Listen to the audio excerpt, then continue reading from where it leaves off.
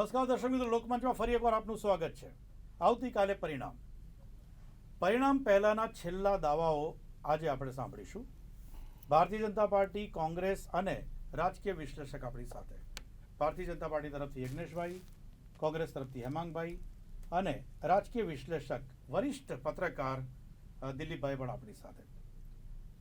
Normally એક વાક્ય કહેવાનું મન થાય આપ ત્રણેયને કે બધાના માટે આજની રાત છે ને, મને લાગે છે કે બધામાં ગલગલિયા તો બધાને થતા હશે. કારણ કે કોઈ પણ પરીક્ષાના જ્યારે પરિણામ આવવાનું છે ત્યારે સ્વાભાવિકપણે કે દરેક લોકોને આગલી રાતે એક સારી સફળતા, કારણ કે સફળતા એટલા માટે છે કારણ કે પરિશ્રમ કર્યો છે અને પરિશ્રમ કર્યો છે એના પરિણામો અલ્ટિમેટલી તો પ્રજા જ કાલે આપવાની છે. પરંતુ આગલી રાત એટલે બિલકુલ આજે આ શો પૂરો થશે અને આવતીકાલે જ્યારે ટોક શો કોઈ પણ ચેનલમાં શરૂ થશે ત્યારે આ છેલ્લો શો હશે દરેક ચેનલની અંદર કે જેમાં દાવાઓ આજે થશે અને આ છેલ્લા દાવા હશે. સૌથી પહેલાં દિલીપભાઈ, first question, poll of the polls, બધા જ જેટલા પણ એક્ઝિટ પોલ આવ્યા છે એ બધા પોલની અંદર જે ફિગર આવે છે, ફિગર વન સાઇડ બતાવી રહી છે ભારતીય જનતા પાર્ટી. તમે ગ્રાઉન્ડમાં જોયું છે, ગ્રાઉન્ડમાં અનેકો લોકોને મળ્યા છો.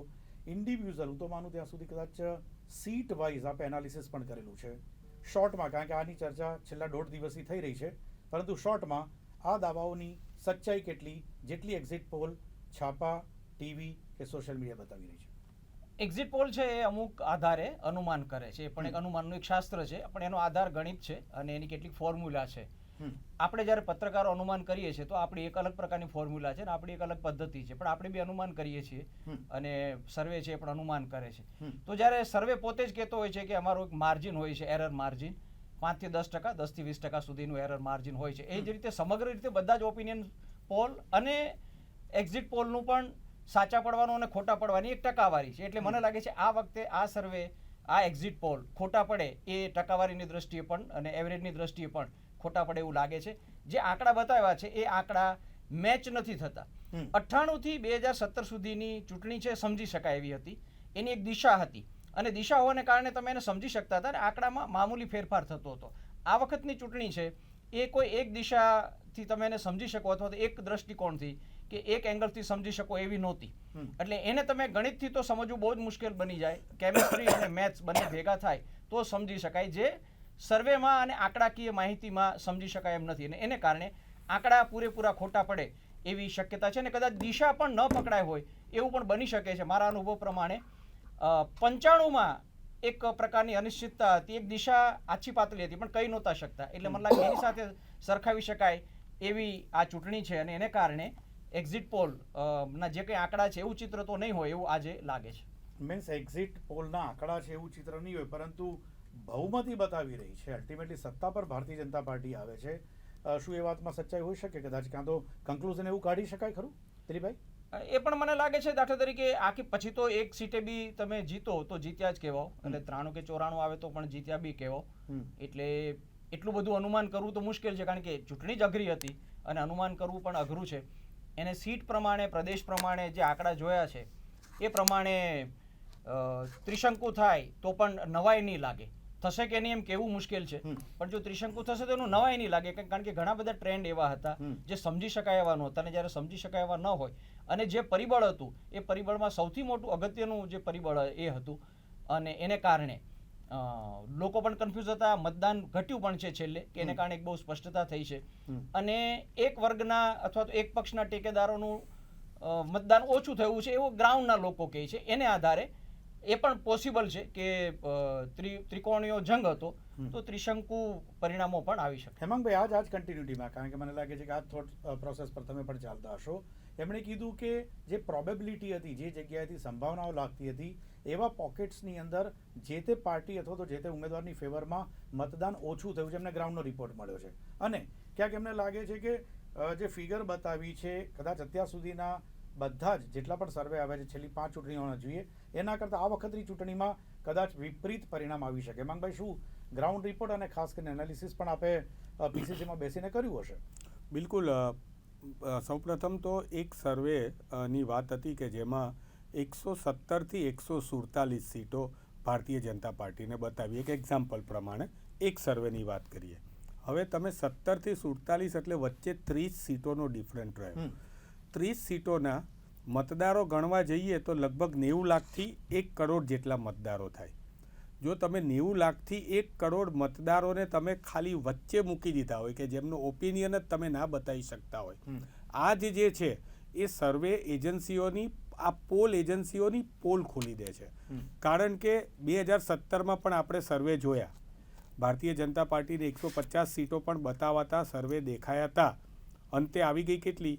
3 ડિજિટની અંદર, એટલે કે ડબલ ડિજિટની અંદર આવી. કોંગ્રેસને 77 સીટો મળી હતી, 5-6 એમની સપોર્ટેડ સીટો થઈને અમે 8-9 સીટો માટે સરકાર બનાવતા રહી ગયા.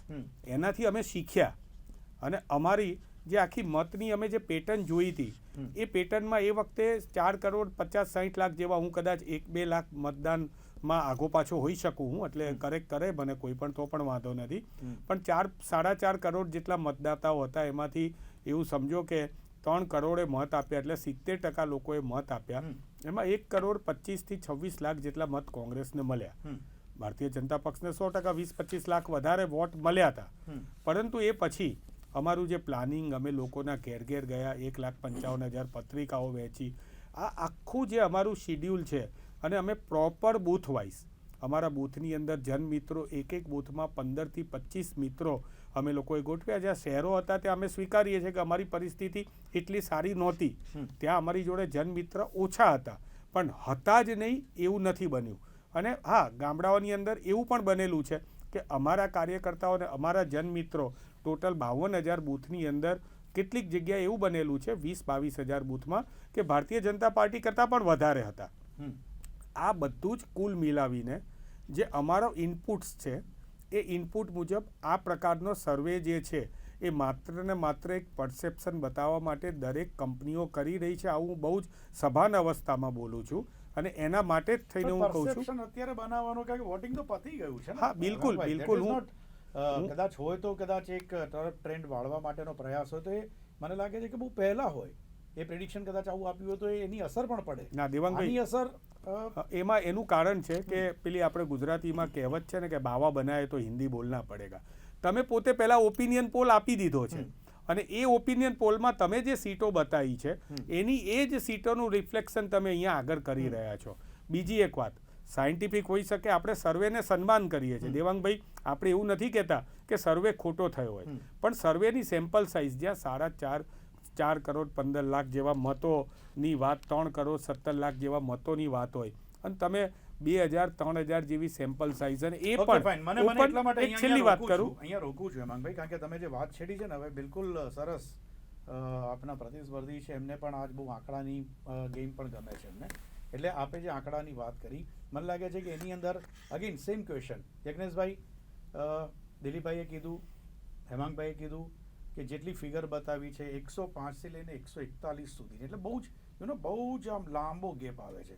પરંતુ અલ્ટિમેટલી ત્યાં આવે છે કે બેસે છે તો આની આ સરકાર પાછી. દિલીપભાઈનું કહેવું છે કે ના, એવી સરકાર આની આ બેસી ન શકે, કદાચ બની શકે કે વિપરીત પણ આવે અને કદાચ બહુમતીથી થોડીક ઓછી ફિગર પણ એની આવે. ફિગરની વાત હેમાંગભાઈએ કરી, યજ્ઞેશભાઈ આપ પણ આંકડાના ટૂંકમાં જાદુગર તો નહીં કહું, પણ આંકડાને સમજવા આપને પણ ગમે છે. શું આકલન આપનું? દેવાંગભાઈ, પહેલાં તો ગુજરાત ન્યૂઝ અને જીટીપીએલને ખૂબ ખૂબ અભિનંદન આપું છું કે આજે આપની સાથે અમને ડિબેટ કરવાનો મોકો મળ્યો છે, અને પ્રથમ વખત આપની સાથે હું ડિબેટ કરી રહ્યો છું આટલા વખત બાદ. જે આંકડાની વાત કરી તો હું થોડા સુધારા એમાં કરી દઉં, કારણ કે 2017ની વાત કરીએ તો 2017માં કુલ મતદારો હતા 4 કરોડ 35 લાખ, એમાંથી 2 કરોડ 97 લાખનું વોટિંગ થયું હતું. ભારતીય જનતા પાર્ટી 1 કરોડ 48 લાખ મત હતા, કોંગ્રેસના 1 કરોડ 26 લાખ મત હતા. નો ડાઉટ એ વખતે કોંગ્રેસ અને ભારતીય જનતા પાર્ટી વચ્ચે લીડ જે ખરી એ 25-30 લાખની વચ્ચેની લીડ હતી, પરંતુ એની સામે આજે આ વખતે તમે જુઓ તો મતદાન ઓછું છે ટકાવારીની અંદર, પણ મત વધારે પડ્યા છે. કારણ કે 4 કરોડ 35 લાખ મતના અત્યારે થયા 4 કરોડ 91 લાખ. એટલે આજે સમજી લો કે લગભગ 56 લાખ જેવા મત વધ્યા, અને 56 લાખ મત ગુજરાતના ઇતિહાસમાં પહેલી વખતે આટલા મત એક સાથે વિધાનસભામાં વધ્યા છે 5 વર્ષના સમયગાળામાં. બાકી આપણા ત્યાંનો સમયગાળો જે અત્યાર સુધી રહ્યો છે અને જે મતનો ડિફરન્સ રહ્યો છે એ 30 થી 35 લાખનો રહ્યો છે કાયમ. એટલે પહેલા શરૂઆતમાં 20-25 લાખ હતા, પણ 30-35 લાખ 2012 થી 17 વચ્ચે હતો, પણ 17 થી આની અંદર એના કરતાં એક્ઝેક્ટ ડબલ આંકડો વધ્યો છે. એના કારણે તમે જુઓ તો આ વખતે 19 લાખ મત વધુ પડ્યા. હમ. 297 સામે આજે 3 કરોડ 16 લાખ મત પડ્યા. એની સામે તમે જો વાત કરવા જાઓ તો આજે 3 કરોડ 16 લાખ એટલે આજે 20 લાખ તો મત છે જ, 19 લાખ વધારે એ તો પાર્ટીઓમાં વહેંચાવાના જ છે.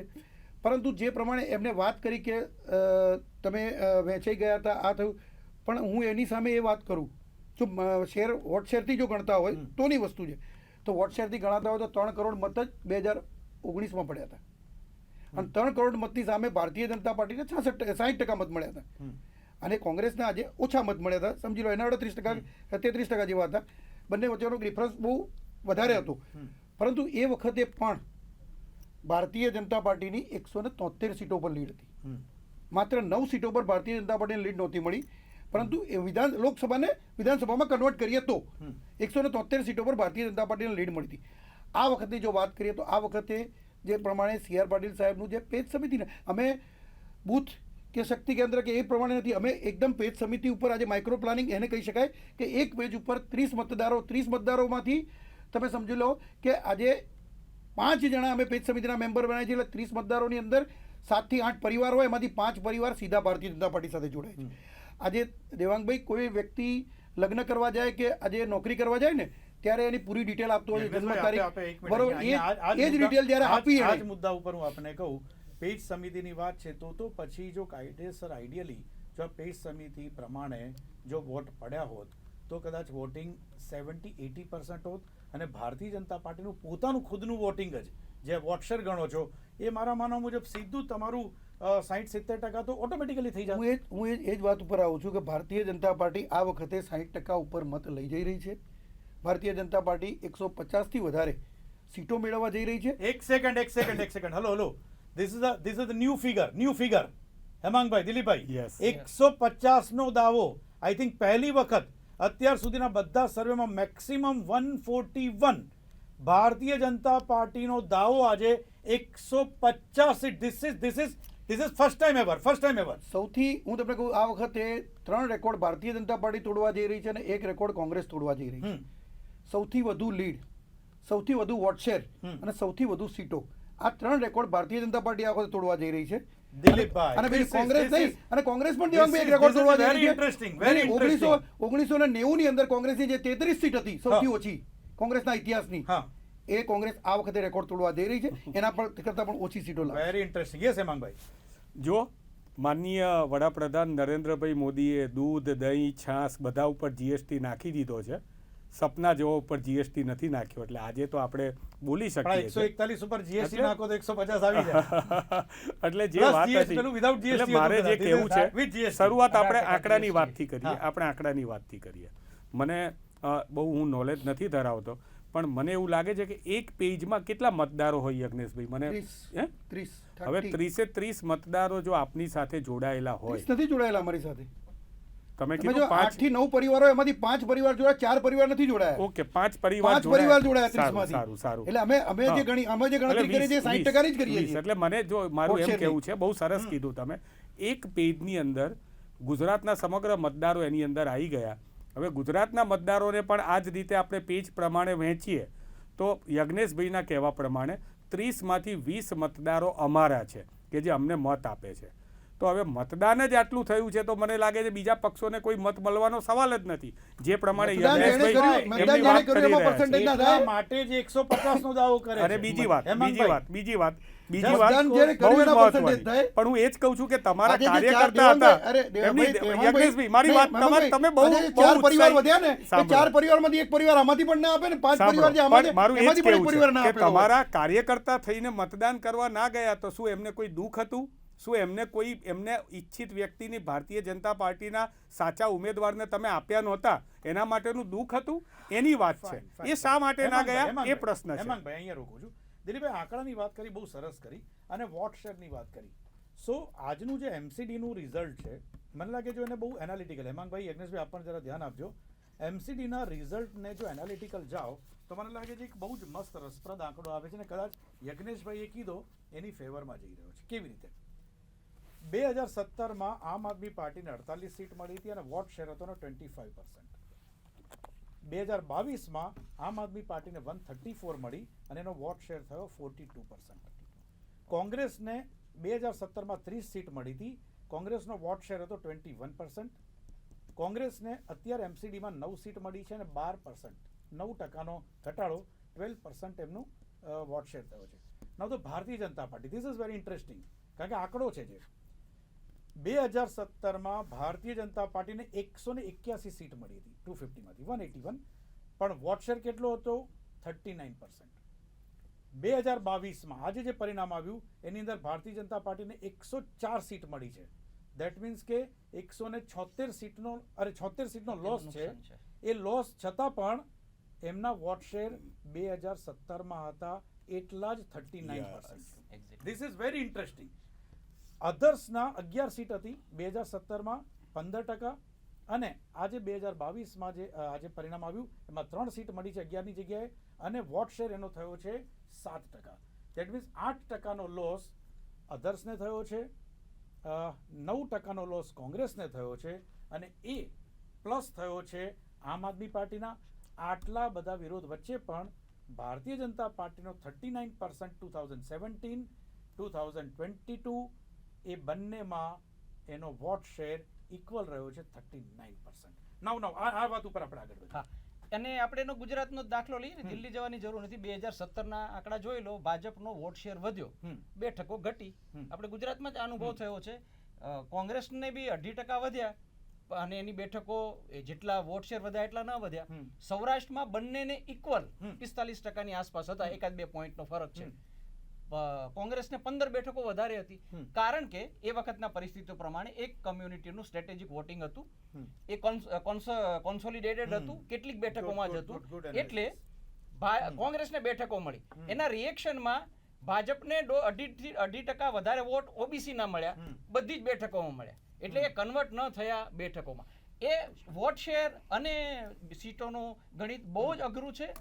બહુ એક બેઠક પ્રમાણે ગણવું પડે, કોણે કર્યું છે એ ગણવું પડે, એટલે એ અઘરું છે. અને બીજું, કુલ સંખ્યા અને ટકાવારીને સંબંધ ન હોય ક્યારે. એટલે પાટીલ સાહેબે પણ કહ્યું હતું, યજ્ઞેશભાઈ પણ કહે છે, કુલ વોટર વધ્યાનો કોઈ મતલબ જ નથી. એ ખાલી આંકડો છે કે કુલ વોટર વધ્યા.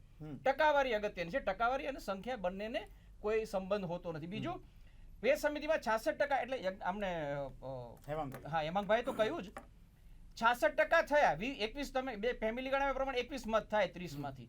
તો લોજિકલી 66% મતો બી મળવા જોઈએ ને 66% વોટિંગ બી થવું જોઈએ. 66% વોટિંગ થયું, કાં તો 100% થયું એમનું, અને અથવા એમાંથી જે આવશે નથી, પ્લાન કર્યો તો એટલા વોટ બહાર ના નીકળ્યા, અને બાકીના તો વોટિંગ જ ન થયું ને. અને ન થયું તો જે આપણે સવાલ પૂછીએ છીએ કે કેમ ન થયું, ઓછું થયું છે.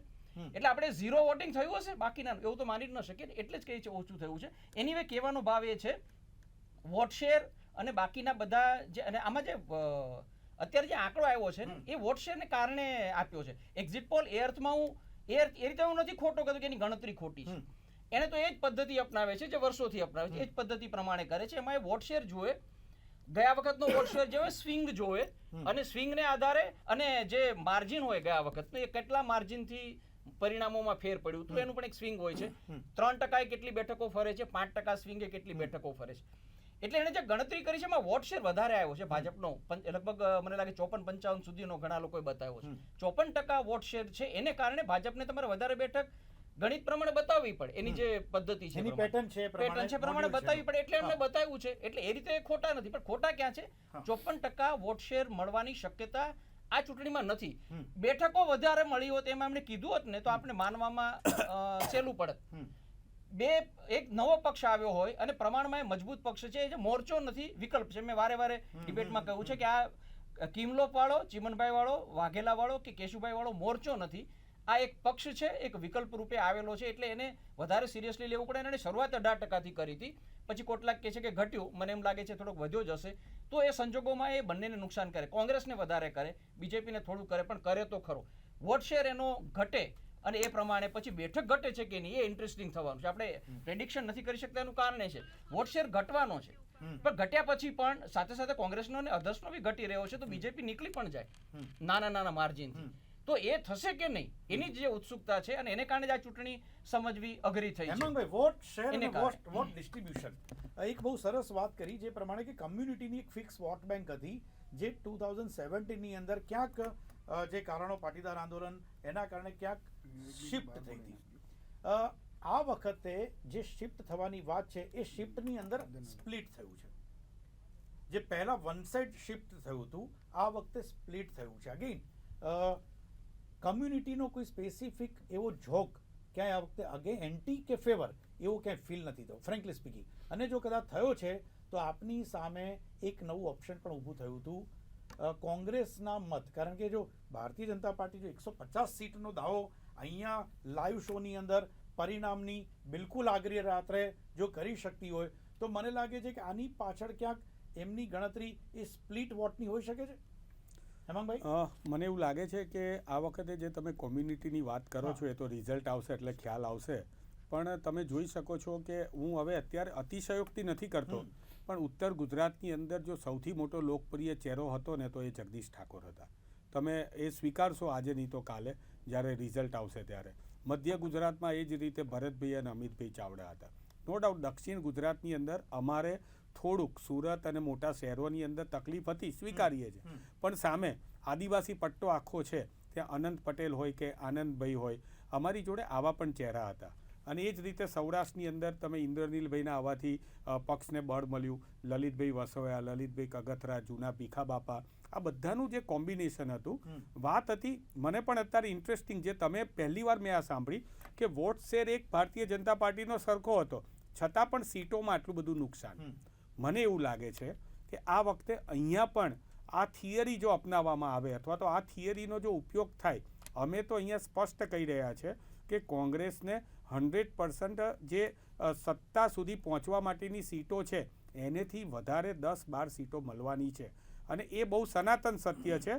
બીજી વાત એ છે કે 150 સીટ યજ્ઞેશભાઈએ કીધી, બિલકુલ એમનું પોતાનું આકલન હશે, અમારું પોતાનું આકલન છે. કાલે સવારે થી મતદાનનું જે મત ગણતરી ચાલુ થઈ જશે એટલે આપણને 12-1 વાગ્યા સુધીમાં સાચો ટ્રેન્ડ ખબર પડી જશે. ગયા વખતે પણ આ જ 12-1 વાગ્યામાં ભલે અમારી સીટો એ વખતે જ્યારે 99 અને 102 દેખાતી હતી ત્યારે હૃદયના ધબકારા જે હતા એ ભારતીય જનતા પક્ષના પ્રવક્તાઓના થોડા વધી ગયા હતા. પછી નો ડાઉટ અમે એની અંદર જે 5-7 સીટો 8-9 સીટો એ ઓછા રહ્યા. વાત મૂળ અમારી એ છે કે આજે તમે જુઓ, ના માત્ર આ જ જોવાનું છે, ભારતીય જનતા પાર્ટીમાં જે કેડર બેઝ કહેવાતી પાર્ટી છે, પહેલી વાર 17-19 જણને સસ્પેન્ડ કરવા પડ્યા. એમના જ ઉમેદવારો જોડે અપક્ષ લડી રહ્યા છે. એક બહુ જ મોટો કદાચ દિલીપભાઈ પણ એનો ઉપર પ્રકાશ પાડશે ને યજ્ઞેશભાઈ પણ નિષ્પક્ષ રીતે કહેશે. આ વખતે અપક્ષ ઉમેદવાર પણ મને એવું લાગે છે કે પહેલાં કરતાં કદાચ ના આવ્યા હોય એના કરતાં પણ વધારે અપક્ષ ઉમેદવાર આવે, અથવા તો એ જે અપક્ષ ઉમેદવારો મહત્ત્વના ઉમેદવાર છે એ સૌથી વધારે ભારતીય જનતા પાર્ટીનો વોટ તોડશે એવું પાક્કું આકલન અમે કરેલું છે. કારણ કે ભાજપના ઉમેદવાર છે. તમને 2 નાની એવી એક્ઝામ્પલ આપું.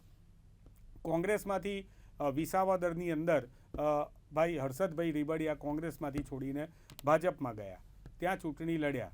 એમના પેજ પ્રમુખને એમણે જે પ્રમાણે 60%ની વાત કરી ત્યાં 11% મતનો શેર ઓછો થયો. તો 11% કયા ઓછા થયા હશે? સ્વાભાવિક છે કે ભારતીય જનતા પાર્ટીના નીરસ મતદારો, કે જે નીરસ મતદારો ભાજપના લોકોને જોવા માગતા હતા પોતાના ધારાસભ્ય તરીકે. આવું જ અમદાવાદ શહેરની અંદર, દેવાંગભાઈ હું બહુ સ્પષ્ટતાથી કહું છું અને બહુ સભાનતાપૂર્વક કહું છું, અમદાવાદ શહેરની અંદર એક કાર્યકર્તાનો મારા જૂના એમ્પ્લોયનો ફોન આવ્યો મને કે મારી સોસાયટીમાં તમારા ઉમેદવારની મિટિંગ કરાવવાની છે. તો આઈ એમ શોક્ડ. મેં કીધું હું આર્થિક વ્યવસ્થા કરી શકું એમ નથી. એને સ્પષ્ટ કીધું કે એવું હોય તો મને ના પાડતા, કારણ કે હું એ કામમાં નથી પડતો. ના, પૂર્વ મંત્રીએ બધી જ આર્થિક વ્યવસ્થા કરી છે. એક જગ્યાએની 60 જગ્યાએ તમારે 60 સોસાયટીઓમાં મિટિંગ કરવાની છે. આ હું સત્ય કહું છું. આવા તો અનેક દાખલાઓ ભારતીય જનતા પાર્ટીના નારાજ મંત્રીઓ, નારાજ કાર્યકર્તાઓ, નારાજ નેતાઓ એ ખુલ્લે આમ તમે જોયું. આજે કુંવરજીભાઈની પણ તમે દિનેશભાઈ પેલા ભરતભાઈ બોઘરાની વાત પણ એ જે ન્યૂઝપેપરમાં ચાલી રહી છે. આવા તો બધી જ જગ્યાએ આજ જે બધી વસ્તુ છે, અહીંયા રોકું છું. આપે વાત કરી અપક્ષની, આ જ વાત ઉપર આગળ ચલાવીશું ને. નેક્સ્ટ જે આપે વાત કરી કે આવતીકાલે કેટલા વાગે વિજયોત્સવ થશે, કારણ કે આ વખતે બહુ જો કાંટેકી ટક્કર રહેશે તો મને લાગે છે કે વિજયોત્સવની ઉજવણી જે નોર્મલી 4 વાગે ગઈ વખતે કદાચ વિજયભાઈ વખતે 4 વાગે વિજયોત્સવ કર્યો હતો, તો આ વખતે શું એ લેટ થશે, આવા સમય થશે? આ જ બધી વાતો કરીશું એક વિરામ બાદ.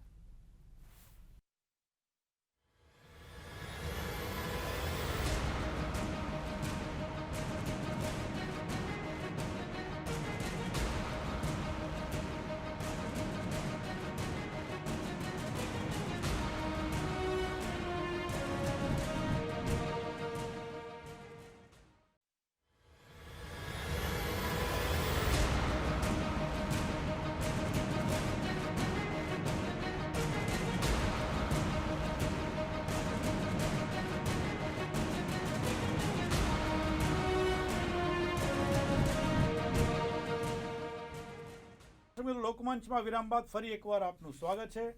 પરિણામ પહેલાના છેલ્લા દાવા. યજ્ઞેશભાઈ, હેમાંગભાઈએ જે વાત કરી કે અપક્ષ ઉમેદવાર એ ઘણા બધા એવા હશે કે જે આપને ચોંકાવી દેશે, કારણ કે અપક્ષ ઉમેદવાર એવા છે કે જે લોકોએ વોટ તોડ્યા હશે તો એ ભારતીય જનતા પાર્ટી 2-4 દાખલા સાથે પણ બતાવ્યા. ડર કેટલો હતો, કારણ કે પ્રયાસો બધી પાર્ટીઓ કરે કે જે અપક્ષ ઊભા હોય એને કદાચ કોશિશ કરે કે ભાઈ ચૂંટણી પહેલાં જો સમજી શકતા હોય, નારાજગી હોય તો એ પાછું ખેંચી લે. પરંતુ આ વખતે અપક્ષો નડશે ભારતીય જનતા પાર્ટીને સ્પેસિફિક. યજ્ઞેશભાઈ, જો દેવંગભાઈ, 4,000 લોકોએ ટિકિટ માગી હતી ભારતીય જનતા પાર્ટીમાં. 4,000 ઉપર હતા, 4100 જેવા લોકોએ ટિકિટ માગી હતી. એમાંથી 182 ને આપવાની હતી. હવે 182 ને આપ્યા બાદ જે આજે 3,900 જેટલા લોકો વધે, એ 3,900 જેટલા ઉમેદવારો, એ દરેકને એવું હોય કે હું સક્ષમ છું અને હું આ સીટ પરથી જીતીને આવીશ, તો જ એને ટિકિટ માગી હોય. એ પ્રમાણે એને દાવા પણ રજૂ કરેલા હોય કે આવી રીતે હું જીતી શકું એમ છું. હવે 3,900 જે ખરા એ બધા તો ના સમજે. એમાં 2, 4, 5, 10 કે 15 જણા એવા હોય કે જેને પોતાને એવું લાગે કે ના, મારે હવે તો લડવું જ પડશે, અપક્ષ લડવું પડશે, અને કોઈ પણ સંજોગોમાં આવી રીતે લડતા. અને આ પ્રથમ વખતનો બનાવ નથી, બરોબર છે. એમને કદાચ એવું લાગતું હોય તો એમના ત્યાં પણ આ થાય છે. ભારતીય દરેક પક્ષમાં આ વસ્તુ થતી હોય છે, કારણ કે જ્યારે દાવા વધારે પેશ થાય ત્યારે બધાને ટિકિટ ન મળે, આ પરિસ્થિતિ થતી હોય. પરંતુ જો અપક્ષની વાત કરીએ તો એક રાજકીય ગણિત તરીકે હું તમને કહું તો આજે એવું બી કહી શકાય ને કે ભારતીય જનતા પાર્ટીમાંથી કોઈ અપક્ષ ઊભો રહ્યો, એપાર્ટ પણ પક્ષ હું વાત કરું છું કે આ ભારતીય જનતા પાર્ટી કોઈ વ્યક્તિ અપક્ષ ઊભો રહ્યો તો એને કયા મત મળવાના? કે જે લોકો ભારતીય જનતા પાર્ટી પ્રત્યે નારાજ છે, એટલે એના મત કોંગ્રેસના તો ગયા જ નથી. મત સ્પ્લિટ થવાના. તો અલ્ટિમેટલી ભારતીય જનતા પાર્ટીની વોટ બેંક છે તો રહેવાની જ છે. સ્પ્લિટ એમનામાં થાય છે કે જે ભારતીય જનતા પાર્ટી પ્રત્યે નારાજ છે એ એને મત આપશે, નહીં કે ભારતીય જનતા પાર્ટીના વફાદાર છે એને મત આપશે. બરોબર? એટલે આ ઇતિહાસ જોતા તમે જુઓ તો આ પરિસ્થિતિ ક્યાં થઈ હતી કે આજે મ્યુનિસિપલ કોર્પોરેશનોમાં થઈ. ગાંધીનગર મ્યુનિસિપલ કોર્પોરેશનની વાત કરીએ તો ગાંધીનગર મ્યુનિસિપલ કોર્પોરેશનની અંદર આમ આદમી પાર્ટીએ છેલ્લી જ્યારે મિટિંગ કરી 2 દિવસ પહેલાં, ત્યારે એમને મેયર નક્કી કરી દીધા, સ્ટેન્ડિંગ કમિટીના ચેરમેન નક્કી કરી દીધા, બધું જ નક્કી કરી દીધું. એક સીટ આવી ખાલી. એ જ પ્રમાણે કોંગ્રેસની વાત, કોંગ્રેસને દાવો હતો. તમે એમસીડીની વાત કરી, મારે એમસીડીની વાતમાં મારે એટલું જ કહેવાનું કે એમસીડીની અંદર ભારતીય જનતા પાર્ટીનો વોટ શેર એમના એમ રહ્યો. ટોટલ મત વધ્યા છે કારણ કે કુલ મત વધેલા હતા, એટલે વોટ શેર એમના એમ રહ્યો. જે વોટ શેર તૂટ્યો એ કોંગ્રેસનો તૂટ્યો. આજે વોટ શેર તૂટ્યો, કોંગ્રેસનો તૂટ્યો, એના કારણે ત્રીજા પક્ષને ફાયદો થયો. તો કોંગ્રેસના પ્રભારી ગુજરાતના સાંસદ શક્તિસિંહ ગોહિલ હતા, ન સાચવી શક્યા. એ સ્પષ્ટ છે એમનો વોટ શેર. દિલીપભાઈ, ઓકે, રેડી? આટલું જ હતું ને કે હજી કંઈ? Okay, fine. દિલીપભાઈ, મને એક બહુ મસ્ત અત્યારે મને આપની પાસેથી જાણવું છે, કારણ કે બંને પોલિટિકલ પાર્ટીઝે ચૂંટણી જાહેર થઈને પછી ધીરે ધીરે સ્ટેપ બાય સ્ટેપ સ્ટ્રેટેજી બદલી છે. હા, એની ચર્ચા મારે આપની પાસે ન્યુટ્રલ કરવી છે, જે એરિયલ વ્યૂથી આપે જોઈ છે, અને બંને પ્રવક્તાઓને પણ કહીશ, મીડિયા કન્વીનરને પણ કહીશ. પણ આપને શું લાગે સ્ટેપ બાય સ્ટેપ સ્ટ્રેટેજી કઈ રીતે એમણે બદલી? લાઈક હું કહું કે ધીરે ધીરે ઉતારવા, મોદીને શા છેલ્લી ઘડીએ ઝંઝાવાતી પ્રચાર, કે પછી સ્ટેટ વાઇઝ જે અપીલ કરી શકે એવા બહારથી મિનિસ્ટર કે એમએલએસને બોલાવીને જે તે વિસ્તારમાં જ્યાં મરાઠી હોય ત્યાં દેવેન્દ્ર ફડણવીસને ઉતારવા, સ્મૃતિ ઈરાની છે ઉત્તર પ્રદેશમાંથી પણ લાવવા, છેલ્લી ઘડીએ ઓબીસી 3 તમારે ડેપ્યુટી ચીફ મિનિસ્ટરની એનાઉન્સમેન્ટ કરું બીજા ફેઝ વખતે, ઓવેસીના આંસુ આવી જવા. ખાસ કરીને ભારતીય જનતા પાર્ટી અને કોંગ્રેસની સ્ટ્રેટેજીસ જે બદલાઈ છે ને એ કેટલી અસર કરી? એમાં અસર કરશે. તમે લગભગ વર્ણન કર્યું એ જ મારે કરવું, હું રિપીટ ન કરું. એમાં એક જે સૌથી અગત્યની હતી એની મને લાગે છે આપણે ચર્ચા કરી લઈએ. વડાપ્રધાને જ્યારે આ વખતે ગુજરાતમાં સભાઓ શરૂ કરી ત્યારે ગુજરાતીમાં બોલવાનું શરૂ કર્યું, હિન્દીમાં ઓછું કર્યું, લગભગ પછી તો છોડી દીધું. એટલે એ સ્ટ્રેટેજી હતી. એ ગુજરાતીમાં બોલ્યા, ગુજરાતીમાં નહીં, મહેસાણામાં હોય તો મહેસાણી ભાષામાં બોલીમાં બોલ્યા. એ એક બીજી સ્ટ્રેટેજી હતી. પછી એમણે 3 સભામાં ઉપરાપરી કહ્યું તમે તૈયાર થઈ જાઓ, ભાજપના કાર્યકરો કોંગ્રેસ વાળાને લાઇટલી નહીં લેતા, એ તો ખાટલા પરિષદ કરે. ઇન્ટરેસ્ટિંગ એ છે ને, કહ્યું એમણે પોતાના ભાજપના કાર્યકરોને, પણ એ કહી રહ્યા હતા કોંગ્રેસના ટેકેદારોને. એનું સંબોધન અને એનો ઈશારો કોંગ્રેસના ટેકેદારો તરફ હતું. એમણે એને એવું કહ્યું કોંગ્રેસ જીવે છે, તમે હટી જતા નહીં. તમે જો હટી ગયા, કારણ કે એની સામે તમે વિચારો કેજરીવાલે શું કહ્યું હતું, એણે કહ્યું હતું તમે મત વેડપશો નહીં, અને કોંગ્રેસનો આ વખતે કોઈ ચાન્સ નથી. તમે સાગમટે આવી જાઓ અને સાગમટે આવે એવી શક્યતા થાય પણ ખરી, ઊભી થાય એવી હતી, એ ન થાય. કારણ કે જો સાગમટે ગયા તો વોટ શેર વાળી વાત ભૂલી જાઓ, બેઠકોની જ ગણતરી કરવાની રહેવાની હતી આમ આદમી પાર્ટીની. અને જે ઓરિજિનલ સિનારીઓ હતો કે કોંગ્રેસને મહત્તમ નુકસાન અને ભાજપને બહુ ફાયદો, એને બદલે કોંગ્રેસને મહત્તમ નુકસાન અને એ બધું નુકસાન આપમાં જાય અને ભાજપ હતું ત્યાં ને ત્યાં રહી, એ ન થાય એટલા માટે કોંગ્રેસને જીવાડવી હતી. એટલે એ મેસેજ હતો કોંગ્રેસના લોકોને શહેરોમાં અને ગામડામાં, તમે ડટતા નહીં, કોંગ્રેસ જીવે છે એને જીવાડો. અને એ જો થયું હશે અને કોંગ્રેસના એ કદાચ મને લાગે છે ઉત્તર ગુજરાત જેવા કેટલાક વિસ્તારમાં અન્ય કારણોસર થયું, એમના કહેવાથી નહીં, પણ જે પરિસ્થિતિએ આકાર લીધો અને એમાં જ અપક્ષની વાત આવી જાય કે જે અપક્ષ ઉભા રહે, આંતરિક અસંતોષ ઉભો થયો, એને કારણે મધ્ય અને વિશેષ કરીને ઉત્તર ગુજરાતમાં એવી પરિસ્થિતિ ઊભી થઈ, મધ્યમાં વડોદરા અને બાકી ઉત્તરમાં અપક્ષો અને આંતરિક અસંતોષ એ જ સૌથી અગત્યનો બની ગયો છેલ્લા તબક્કે. એને કેમ ખાળવો એ સ્ટ્રેટેજી બહુ અગત્યની હતી. એને કારણે મને લાગે છે અમિત શાહ અને નરેન્દ્ર મોદી પોતે વધારે પ્રચાર કર્યો અને પેલી વિક્ટિમહુડ વાળી વાત અગેન કે બધા જ અમારી વિરુદ્ધ છે, આખી દુનિયા અમારી વિરુદ્ધ, અમે એકલા છીએ, અમે લડીએ છીએ, તો મહેરબાની કરજો, આજે અસંતોષ થયો છે એને પણ તમે ગાંઠતા નહીં, અમારી પાસે આવજો. એની એક લાસ્ટ સ્ટ્રેટેજી હતી. અપક્ષોનો એક ઇન્ટરેસ્ટિંગ આંકડો કહી દઉં કારણ કે બહુ ચર્ચા થઈ છે. 1995માં મેં કહ્યું પ્રમાણે એક ભાજપનો ઉદય થયો હતો. 1980માં સારી બેઠક આવી હતી પણ સત્તામાં ભાગીદારી કરવી પડી હતી અને બીજા નંબરે હતો. એ પછી ભાજપનો ઉદય થાય છે એ નક્કી હતું, પણ કેટલો થશે એ ખબર નહોતી આપણને. અને એ વખતે અમને એટલા માટે યાદ છે કે અમે મેક્સિમમ ઇન્ડિયા ટુડેમાં એ વખતે કરેલું, બુકલેટ વગેરે કરેલું, બહુ ઝીણવટપૂર્વક કરેલું.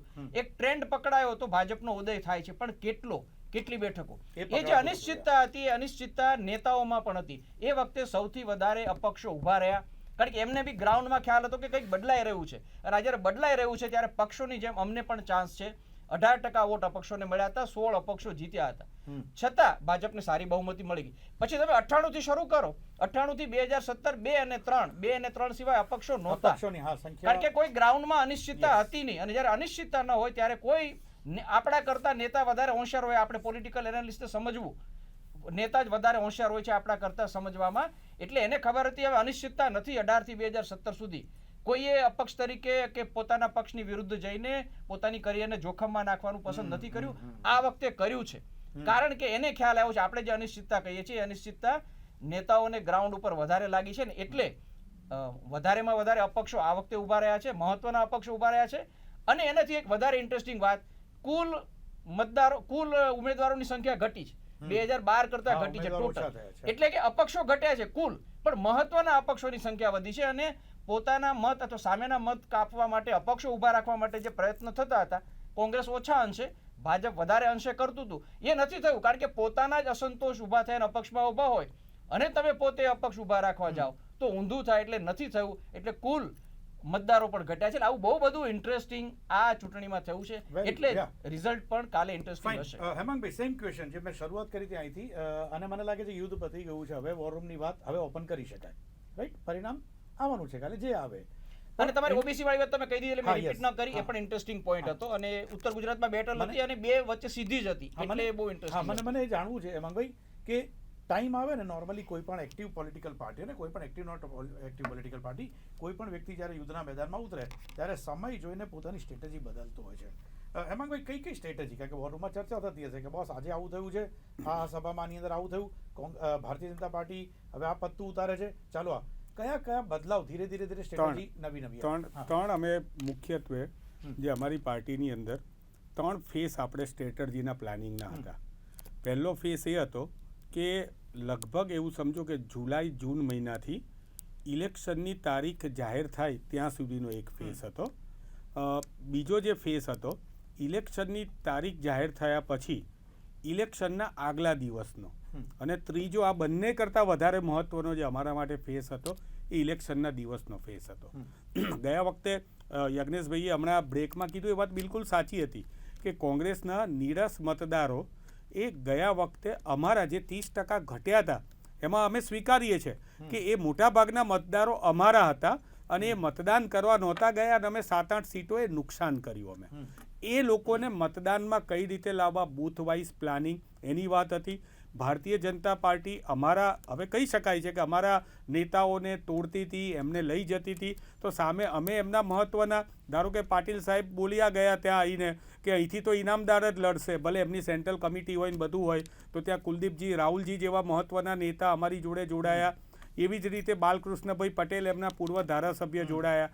પ્રતાપસિંહની વાત કરીએ અને છેલ્લે બળવંતસિંહની સામે છેલ્લે તમે જોયું કે ત્યાં સૌથી વધારે મહત્ત્વના નેતા જેને નેશનલની અંદર ડિબેટ આખા દિવસ દરમિયાન એમનું ચાલ્યું હોય, જયનારાયણભાઈ વ્યાસ, એ ઘેર સિદ્ધપુરમાં લોકોના ત્યાં પ્રચાર કરવા માટે ગયા.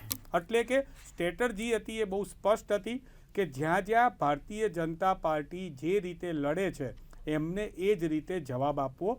અને એ અમે મોટા ભાગે, અને એક બહુ જ મહત્ત્વની વાત, અપક્ષ હું અત્યારે અહીંયા બહુ જ સભાનતાથી કહું છું અને કાલે મારો આ ક્વેશ્ચન રિપીટ પણ કરજો મારું બોલેલું, ભારતીય જનતા પાર્ટી એમના અપક્ષોના કારણે કેટલીક જગ્યાએ ત્રીજી અથવા ચોથી પણ આવે એવી પરિસ્થિતિનું પણ નિર્માણ થયું છે. એ પણ ભૂલવું ના જોઈએ. અમારી જોડે આંકડા પણ છે. મેં એક વાત કરી હતી તમારી જેમ એક નેશનલ ચેનલમાં, એ તો કોઈ સેફોલોજિસ્ટ નથી દેવાંગભાઈ, એક સેફોલોજિસ્ટ બેઠા હતા અને આ જ રીતે ભારતીય જનતા પાર્ટીને જેમ યજ્ઞેશભાઈ 150 કીધી, એમણે 40 કીધી હતી, બધી વાત કરી. મેં કીધું આપની બધી વાત સાચી, આપને હું સન્માન કરું છું. મને એ કહો કે તમે આમ આદમી પાર્ટીને 11 સીટ આપી છે, મને 11 सीटना नाम आपो. यार मेरे पास लैपटॉप नहीं है. मैं तो अभी मैं बोलूँगा नहीं, ब्रेक आएगा, ब्रेक के बाद आप लैपटॉप चालू कर देना. आप मुझे 11 सीट बताइए, कौन सी 11 सीट पे आम आदमी पार्टी आने वाली है. એ ના બતાવી શક્યા. ત્યારે મારા મનમાં થયું કે આ લોકો માત્ર પોતે પહેલા ઓપિનિયન આપેલો છે એટલે આગળ આ વસ્તુ કરી રહ્યા છે પોતાની રોજીરોટી માટે. મેં આજે ફેસબુક ઉપર અને બાકાયદા ગુજરાત પ્રદેશ કોંગ્રેસ સમિતિના લેટર પેડ ઉપર ઓપન ચેલેન્જ આપીને 5,51,000નું ઇનામ જાહેર કરેલું છે. જે વ્યક્તિ સચોટ આંકડો 3 પક્ષ, ભારતીય જનતા પાર્ટી, આમ આદમી પાર્ટી, કોંગ્રેસ અને અપક્ષ, આ ચારેનો 182નો સચોટ આંકડો, 10થી 20, 15થી 25ની સચોટ આંકડો આપશે, એને 5,51,000 રૂપિયાનું ઇનામ આપવામાં આવશે. એની બાકાયદા ગૂગલ લિંક છે. એ લિંકમાં આજે 12 વાગ્યા સુધી મતદારો ફોર્મ ભરી શકશે, અથવા કોઈ પણ ભરી શકશે, કોઈ વ્યક્તિ, કોઈ જ્યોતિષ, કોઈ સેફોલોજિસ્ટ, કોઈ સર્વે એજન્સી, અને આની અંદર એ ફોર્મ ભરી શકે છે. બેસ્ટ મોકો છે. બે વાત આજના બિલકુલ. દિવસની ફર્સ્ટ હાફની અંદર 150 સીટ અને બીજા હાફની અંદર 5,51,000 પૂરા ને? બિલકુલ પૂરા. 5,51,000 પૂરા. હેમાંગભાઈ એનાઉન્સ કરી રહ્યા છે કે જો કદાચ કોઈ ફિગર પ્રિસાઇઝ 3 પોલિટિકલ પાર્ટીની આવે છે, પહેલેથી જાણ કરી હોય તો બિલકુલ તો હેમાંગભાઈ એ આપશે. યજ્ઞેશભાઈ બહુ જ સીધું જ એમણે કહી દીધું છે કે આંકડા આપનારા બધા જ ખાલી હવામાં. એનો જવાબ પછી આપજો. જે કન્ટિન્યુટી ક્વેશ્ચન ચાલે છે, ઓકે, આ લો છો તમે 5,51,000 જીતવાની ઈચ્છા, તો અહીંયા લખાઈ દઈએ આપણે. વિષય કોંગ્રેસ અહીંયા નહીં યાર, કારણ કે ફેસબુક પેજ પર ક્યાં લખવું? નહીં, વિષય અહીંયાનો એક સાદો પેજ પડ્યો છે, એની ઉપર જ આપણે વ્હાઈટ પેજ ઉપર ચલાવી લઈશું. યજ્ઞેશભાઈ માટે ચલાવી લઈશું. ના, એ આપશે પાછા. જાહેરમાં. આપણે જાહેર કર્યું છે તો આપશે. અમે એમાં પડવા માંગતા નથી. વિષય કોંગ્રેસનો છે, પ્રજાના મત લેવાનો વિષય છે, પ્રજાની સેવા કરવાનો વિષય છે. જેને પ્રજા સેવા માટે પસંદ નથી કર્યું એ કહી નાખે, કરે પબ્લિસિટી માટે એમનો સબ્જેક્ટ છે. કોંગ્રેસનો વિષય છે, એમાં અમે પડવા માંગતા નથી. Question come to the question is that કે વોર રૂમની સ્ટ્રેટેજી જે પ્રમાણે સ્ટેપ બાય સ્ટેપ ઇલેક્શન આગળ જતું ગયું એ પ્રમાણે જે હેમાંગભાઈ બહુ સરસ રીતે કીધું, 3 ફેઝમાં સ્ટ્રેટેજી બનાવી હતી. સમયાંતરે સ્ટ્રેટેજી બદલાઈ છે કે પછી જે નક્કી કર્યું હતું એ જ પ્રમાણે ઇલેક્શન? કારણ કે વોર રૂમના તો મેમ્બર હતા. ભારતીય જનતા પાર્ટી જે પ્રમાણે આજે શરૂઆતથી ઇલેક્શનની જે અમારી વિચારધારા પ્રમાણે ઇલેક્શન જે પ્રમાણે ચૂંટણી પ્રક્રિયામાં ભાગ લેવાનો છે એ જ પ્રમાણે લે છે. ભારતીય જનતા પાર્ટીમાં કોઈ સ્ટ્રેટેજી બદલાતી નથી. ભારતીય જનતા પાર્ટીમાં કોઈ છેલ્લા દિવસની સ્ટ્રેટેજીઓ નથી આવતી. અને બીજું કે જે વાત આજે કોંગ્રેસના પ્રવક્તા કરી રહ્યા છે કે ભૂતપૂર્વ આ ધારાસભ્ય આવ્યા અને ભૂતપૂર્વ આ એમના નેતા આવ્યા, અરે ભાઈ, ચાલુ ધારાસભ્યો જતા રહ્યા, ચાલુ પ્રવક્તા જતા રહ્યા, ચાલુ તમારા કાર્યકારી પ્રમુખ જતા રહ્યા, એની તમે ચિંતા કરો ને. તમે આ ભૂતકાળના 4 આયાના નામ ગણાવો છો. મને આવા નામ ગણાય ભાઈ, હું વચ્ચે નથી બોલ્યો ને યાર. આવા નામ ગણાવવા મારે તો 40 નામ ગણાવી દઈશ અત્યારે ને અત્યારે. જે પક્ષ પર અને જે નેતૃત્વ ઉપર આજે એમના ધારાસભ્યો, એમના પ્રવક્તાઓ, એમના કાર્યકારી પ્રમુખો એ ભરોસો નથી કરતા, તો ગુજરાતની જનતાને કઈ રીતે ભરોસો આવશે? એટલું તો એમને વિચારવું જોઈએ પહેલાં, અને પછી દાવાઓ પેશ કરવા જોઈએ. દાવાઓ નથી પેશ કરવાના, ફક્ત ને ફક્ત એમને ઇનામ જાહેર કરવાના છે, ઇનામ પેશ કરવાના છે. કારણ કે કેમ કે એમને ખબર છે શરૂઆતી. અને બીજું કે આ અત્યારની વાત છે કે એ કહી રહ્યા છે કે આ તમારા સવાલનો જવાબ આપું છું કે જે સેફોલોજીસ્ટ કે જે પ્રમાણે આ સર્વે આવ્યા તો સર્વેવાળાએ પહેલાં જે કર્યું હતું ને બીજા પકડી રાખવું પડતું હોય છે. આ બધાને ખોટા સર્વે ગણાવે, બધું કરા. હજી તો તમે કાલનો દિવસ જવા દો, હજી ઈવીએમની વાત પણ આવશે. કારણ કે ઈવીએમ પર વાત કરવાનો અધિકાર એકલો કોંગ્રેસનો છે, એટલે ઈવીએમ પર પણ ટીકરા પડવાની શરૂઆત થશે. એટલે આ એમના માટે નવું નથી. સ્ટ્રેટેજી ભારતીય જનતા પાર્ટી કોઈ બદલતી નથી. ભારતીય જનતા પાર્ટી સ્ટ્રેટેજી નહીં, ભારતીય જનતા પાર્ટી પોતાનો રિપોર્ટ કાર્ડ લઈને જાય છે. કારણ કે 27 વર્ષથી શાસનમાં અમે છીએ અને પ્રજાની સેવા અમે કરી રહ્યા છીએ. તો અમે જે સેવા કરી છે એ અમારો રિપોર્ટ કાર્ડ લઈને ગયા છીએ. સ્ટાન્ડર્ડ હોય જ નહીં ને, જે લખી લાવ્યો હોય 1 2 3 4 5 6 7 એ પ્રમાણે તો ચૂંટણીની અંદર ક્યારે થાય નહીં. ટાઈમ આજે એટલા માટે કે લોકોને જાણવું છે, આપ સમજો. અને આપ એવા વ્યક્તિઓ છો, જવાબદાર વ્યક્તિઓ છો કે જે ખરેખર સાચી વાત કહેશો. સો એક બીજો ક્વેશ્ચન પણ આવ્યો હતો કે છેલ્લા 8-10 દિવસની અંદર પ્રદેશ પ્રમુખશ્રી હતા, એ કદાચ જે ઓપનમાં પ્રચાર થતો હતો કદાચ એમાં નહોતા. સો એવું પણ કહેવામાં આવ્યું કે ડેમેજ કંટ્રોલ માટે પણ ગયા હતા. સો અગેન છેલ્લી ઘડીની બદલાવ હોઈ શકે છે. એ મારે જાણવું છે અમારે લોકોને. ભારતીય જનતા પાર્ટીના પ્રદેશ અધ્યક્ષ સી આર પાટીલ સાહેબ એ છેલ્લા 20 દિવસ બહાર પ્રવાસમાં હતા.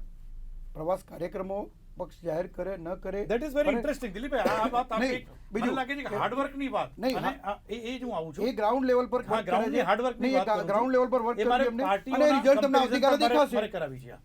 હા, દિલીપભાઈ, પાર્ટીનું હાર્ડવર્ક સમટાઈમ્સ કેવું છે કે પેપર પર એક બતાવવામાં આવે છે કે આ પક્ષ આ રીતે કામ કરવા માંગે છે, કદાચ મિટિંગની અંદર પણ કહેવામાં આવે, ઉચ્ચ હોદ્દેદારોની વચ્ચે પણ આ વાત થાય કે આપણે આ કરીશું. પરંતુ જ્યારે ગ્રાઉન્ડની વાત આવે છે ત્યારે વર્ષોથી જોવા મળ્યું છે, વર્ષોથી, કે ભારતીય જનતા પાર્ટીના બૂથનો કાર્યકર્તા હોય કે પછી પ્રદેશ પ્રમુખ હોય, એ હાર્ડવર્ક ફીલ થયું આ વખતે. સેમ કોંગ્રેસ માટે પણ. શું કોંગ્રેસમાં પણ એ જ આવ્યું કે આ વખતે થોડુંક ચેન્જ લાગ્યું? હાર્ડવર્ક તો કરે છે એમાં નાની, પરંતુ મેં કહ્યું પ્રમાણે એ પ્રચારમાં દેખાય પણ વધારે છે. બીજું હાર્ડવર્ક એક અર્થમાં કે વડાપ્રધાન પોતે એક ઉમેદવારને હિમાચલ પ્રદેશમાં બેસી જવા માટે ફોન કરતા હોય તો એનાથી વધારે હાર્ડવર્ક તો શું હોઈ શકે? એની કેટલાક કોઈ અલગથી ટીકા કરી, હું એવામાં નથી પડતો એટલે વધારે પ્રચાર કર્યો એવું પણ ટીકા કરે કે વડાપ્રધાન શું છે, હું એમાં બી નથી પડતો એટલા માટે એ જીતવા માટે તમારે પ્રચાર કરવો પડે. એટલે એ સૌથી વધારે એમણે કર્યો એ દેખાઈ આવે છે, એમાં ના નથી. મજબૂત સ્થિતિમાં હોય છતાં પણ કરે છે, એ જ એની સ્ટ્રેન્થ છે. પણ કોંગ્રેસમાં આવતા જે સ્ટ્રેટેજી બદલાય એમાં લાગે એના ભાગરૂપે આનો પણ આપણે વાત કરી શકીએ કે રાષ્ટ્રીય નેતાઓ આવે અને એનો તમને નુકસાન થાય એવું બી હું નહીં કહું, પણ એનો તમને મેજર બેનિફિટ નથી થતો. તો એ અને એની પાછળ તમારો થોડીક સમય અને શક્તિ વપરાય છે. એને બદલે ગ્રાઉન્ડ સાથે સંકળાયેલા કોંગ્રેસના પોતાના નેતા, જે એનું બેઝિક સ્ટ્રક્ચર છે, નીચે મહત્વના નેતા હોય એ મજબૂત કામ કરે, એનું પિરામિડ બને અને ટોચ ઉપર જવાય, એ એનું સ્ટ્રક્ચર છે કોંગ્રેસનું. ભાજપનું સ્ટ્રક્ચર ઊંધું છે, ત્યાં ટોચનું એક નેતૃત્વ હોય છે અને એ નીચે સુધીની રચના કરે છે. એને કારણે કોંગ્રેસ એને વળગી રહી. અને કોંગ્રેસના જે પાયાના કાર્યકરો અથવા તો જે ધારાસભ્ય તરીકે જીતતા હોય છે એની લાઈફસ્ટાઈલ એવી હોય છે કે લોક સંપર્કમાં હોય છે, એની લાઈફસ્ટાઈલનો ભાગ છે. એટલે કદાચ લાઈફસ્ટાઈલનો ભાગ હોવાને કારણે હાર્ડવર્ક જેવું દેખાતું નથી, જ્યારે બાકીમાં એ દેખાતું હોય છે. એનો એને આજ સુધી ફાયદો આવે છે.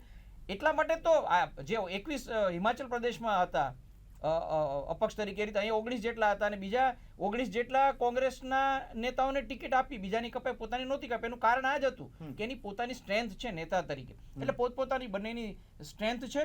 બીજેપીની સ્ટ્રેન્થ છે એ થોડી પ્રચારાત્મક વધારે છે અને ટોપ ટુ બોટમ છે, જ્યારે કોંગ્રેસની બોટમ ટુ ટોપ છે. એ બંનેનું જ્યારે કોમ્બિનેશન થાય, કોંગ્રેસ બીજેપીમાં મને લાગે છે બંનેનું ઘણીવાર કોમ્બિનેશન પણ થાય છે, ઉપરથી નીચે સુધીનું આખું થાય, જે આ વખતે વિખાઈ ગયું.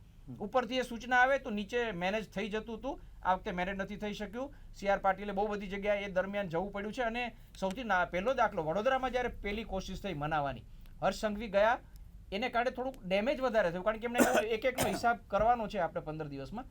તમારા પોતાના માણસો છે, ભાજપના જ કાર્યકરો છે, ભાજપના જ નેતાઓ છે, એની સાથે પણ હિસાબ કરવાની વાત થાય તો પછી જે નારાજગી ઊભી થાય એને પછી મનાવવાનું અઘરું થાય. એટલે મનાવવાનું આ વખતે અઘરું થયું. એટલે એ પણ આખી સ્ટ્રેટેજીમાં મને લાગે આ બે બાબતને પણ ગણી લેવી જોઈએ, મહેનતની વાત. એટલે હું એમ માનું છું કે જો પોલિટિક્સમાં કોઈ એમ કહેતું હોય કે અમે અમારી બનાવેલી ફિક્સ સ્ટ્રેટર્જી ઉપર છેક સુધી ચાલ્યા છે તો બિલકુલ ખોટું બોલી રહ્યા છે. કોંગ્રેસ પક્ષ હોય કે કોઈ નાનામાં નાનો પક્ષ હોય કે અપક્ષ હોય, જેમ જેમ પરિમાણો બદલાતા રહે, તમે ભારતીય જનતા પાર્ટીના જે હું બહાર બેસીને જોઈ રહ્યો છું, ધારો કે મોરબીની દુર્ઘટના બની, બ્રિજેશભાઈ મિર્જાને ટિકિટ ના આપવામાં આવી. સ્વાભાવિક છે, કાંતિભાઈ ત્યાં મદદમાં ગયા, બધું જ ગયું અને એમને એવું લાગ્યું કે કદાચ એ જીતી શકે છે તો એમને આપી. સ્ટ્રેટર્જી બદલાઈ છે. એમણે જ કીધું હતું કે કોઈના દીકરાને ટિકિટ નહીં આપે, રાજકારણીના દીકરાને નહીં આપીએ. મોહનસિંહભાઈ કોંગ્રેસમાંથી આવીને એમના દીકરા માટે એમને અપવાદ રૂપે ટિકિટ આપવી પડી.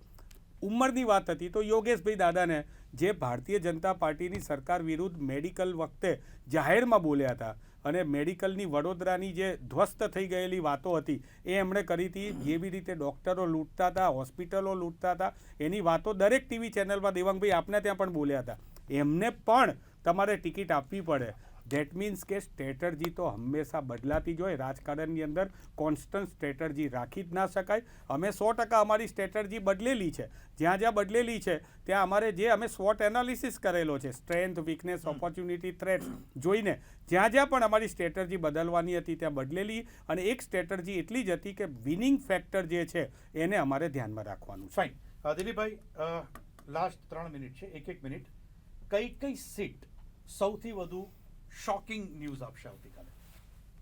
સ્પેસિફિક શોકિંગમાં વિરમગામમાં, પોરબંદર, નહીં નામ સાથે કે શું થઈ શકે છે? હા, દ્વારકા અને પોરબંદરમાં બીજેપી હારી શકે છે. હાર્દિક હારી જશે એવું લાગે છે. ખંભાળિયામાં મને જીતશે એવું લાગે છે. સુરતમાં કદાચ સૌથી વધારે સરપ્રાઇઝિંગ આવશે. ખંભાળિયામાં કોણ જીતે એવું લાગે છે?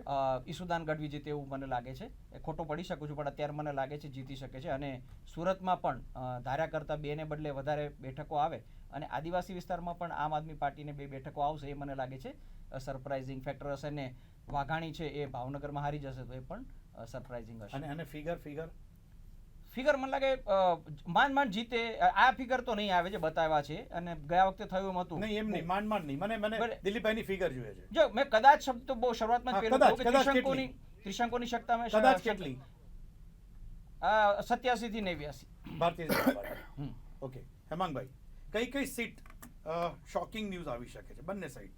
ના, બંને સાઈડની પણ હું જો ભારતીય જનતા પાર્ટીની સાઈડ કહું તો એક જેવી રીતે વિરમગામ છે એ જ રીતે ગાંધીનગર દક્ષિણ જે છે એ બંને સીટો જે છે એવી જ રીતે જ્યાં જ્યાં ઓછું મતદાન થયેલું છે, જે ગયા વખત કરતાં જે 10%થી પણ ઓછું મતદાન જે જગ્યાએ તમે ઓવરઓલ મતદાન ભલે 5-6%નો જ ફરક છે. એટલે હું તમને એ જ કહું છું કે સીટ વાઇઝ જે કહું છું, મેં તમને 2 વાત કરી, વિરમગામની વાત કરી, બીજી વાત કરી અમદાવાદની અંદર નિકોલની અંદર પણ શોકિંગ ન્યૂઝ આવી શકે છે, કોંગ્રેસ જીતી શકે છે. અમરાઈવાડીની અંદર ગઈ વખતે કોંગ્રેસ 4-5 હજાર મતથી જ હારી હતી. દમભાઈ પટેલ બહુ સારું, એટલે અમદાવાદ શહેરની અંદર 2 કરતાં વધારે સીટો શહેરની અંદર વધે એવી પરિસ્થિતિનું પણ નિર્માણ થાય. ઓવરઓલ અમે એટલો તો પ્લાનિંગ છે કે કોંગ્રેસની જે સીટો છે એ સરકાર બનાવવાની નજીક આવી શકે છે. સો 92 ની આજુબાજુ આવી શકો છો? બિલકુલ 92 બિલકુલ. અમે 125 ની વાત કરી હતી અને એ અમારું ટાર્ગેટ હતું, પણ અમે 100% 90 થી 100 ની વચ્ચે અમારી સીટો આવશે. યજ્ઞેશભાઈ, કઈ સીટ શોકિંગ ન્યૂઝ આપી શકે છે આવતીકાલ અને કેટલી સીટો એક્સપેક્ટેશન? જે પ્રમાણે મતદાન થયું છે અને જે પ્રમાણે ભારતીય જનતા પાર્ટીનું સર્વેક્ષણ છે, ભારતીય જનતા પાર્ટી માટે કોઈ સીટ શોકિંગ નથી. ભારતીય જનતા પાર્ટીનો ઇન્ટરનલ સર્વે અને ભારતીય જનતા પાર્ટી જે પ્રમાણે આજે ઇન્ટરનલ એની પૃથ્થકરણ કર્યું કે મતદાન સમયે કયા સીટ પર કેટલું મતદાન થયું અને કોના તરફે થયું, એનું કારણ છે કે અમારી પાસે માત્ર 2017 કે 19 નહીં, અમારી પાસે જે જિલ્લા પંચાયત, તાલુકા પંચાયત, જે ભારતીય જનતા પાર્ટીએ પ્રચંડ બહુમતીની મેળવી, નગરપાલિકા હોય કે મહાનગરપાલિકા હોય, આજે 91% સીટો ભારતીય જનતા પાર્ટીએ મેળવી. આ પરિસ્થિતિની અંદર આ બધાનું સર્વેક્ષણ આ વખતના વોટિંગ ટ્રેન્ડને જોતા અમે જે વાત કરી હતી અને એ વાતને અમે વળગી રહીએ છીએ. કેટલી ફિગર? 150 થી પ્લસ આવીશું, એની નીચે નહીં આવે. થેન્ક યુ વેરી મચ હેમાંગભાઈ, યજ્ઞેશભાઈ, દિલીપભાઈ, આપ ત્રણેયનો ખૂબ ખૂબ આભાર. પરિણામ પહેલાના છેલ્લા દાવાઓ આજે જોયા આપણે લોકમંચમાં અને અંતે શરૂઆત કરી હતી એ જ વાતથી, એ જ વાક્યથી હું અંત આપીશ કે ન જાણ્યું જાનકીનાથે સવારે શું થવાનું છે. બધા જ હાજર રહેજો આવતીકાલે સવારે 8 વાગ્યાથી ગુજરાત ન્યૂઝ અને નિર્માણ ન્યૂઝ ઉપર ચૂંટણીના પરિણામોની ચર્ચા અને તેની જાહેરાતો. લોકમંચમાં આજે બસ આટલું જ. ફરી મળીશું આવતીકાલે. નમસ્કાર.